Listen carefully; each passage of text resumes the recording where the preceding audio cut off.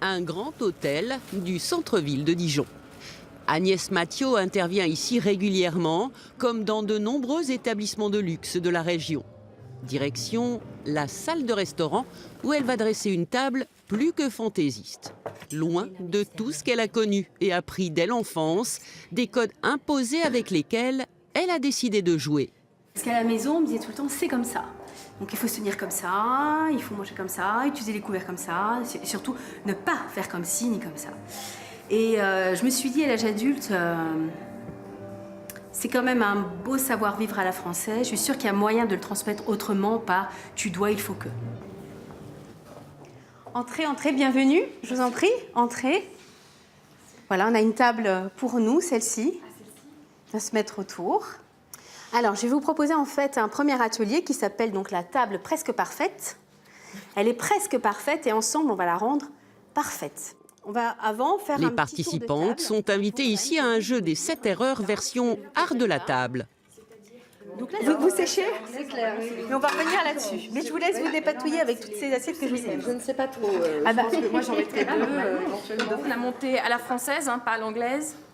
Je ne dis rien, j'écoute, j'écoute. D'accord. Mais alors celle-ci, on ne sait pas. Normal, ces couverts sont juste un clin d'œil au siècle passé, prétexte à une petite leçon d'histoire comme plus tard, autour de l'origine de nos assiettes. C'est ça. D'accord. Alors ça, en fait, c'est réel, c'est-à-dire qu'en fait, au Moyen-Âge, on utilisait les pains étaient très conséquents, très denses. On les faisait rassir et ça permettait ce qu'on appelait un tranchoir, parce qu'on a tranché le pain. Et comme en fait, vous voyez bien, c'est dur, on pouvait mettre des ragoûts dessus. Un détour par le Moyen-Âge avant de revenir aux fondamentaux. La règle, c'est pas plus de 2 assiettes, l'une sur l'autre, 2 assiettes différentes. Donc, sans compter celle de présentation. Et pour que la table soit vraiment parfaite, pas d'impair. On va éviter en fait le rond de serviette.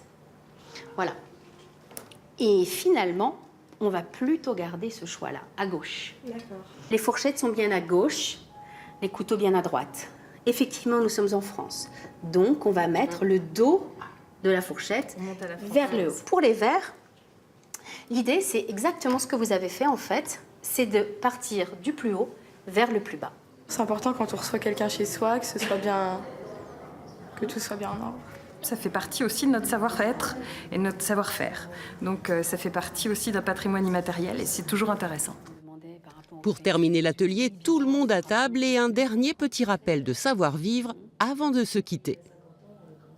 Est-ce que vous connaissez la technique du jamais, parfois, toujours? Jamais les coudes sur la table, même quand vous avez fini votre repas. C'est pas guindé, alors qu'elle nous renvoie quand même à des choses qui sont de l'ordre de l'élégance, du savoir-vivre, qu'on perd beaucoup quand même dans nos sociétés. Donc ouais, c'est chouette, ouais, j'aime bien ce concept. Un concept qui, plus on y pense, rappelle vraiment quelqu'un. Nadine? Nadine de Rothschild? Et ça, vous assumez complètement, Agnès, vous me l'avez dit. Oui, finalement, oui, c'est drôle. Et puis, c'est une image qui est lisible. Alors après, c'est vrai que ça fait appel à peut-être à une époque. Là, en revanche, pas forcément actuelle.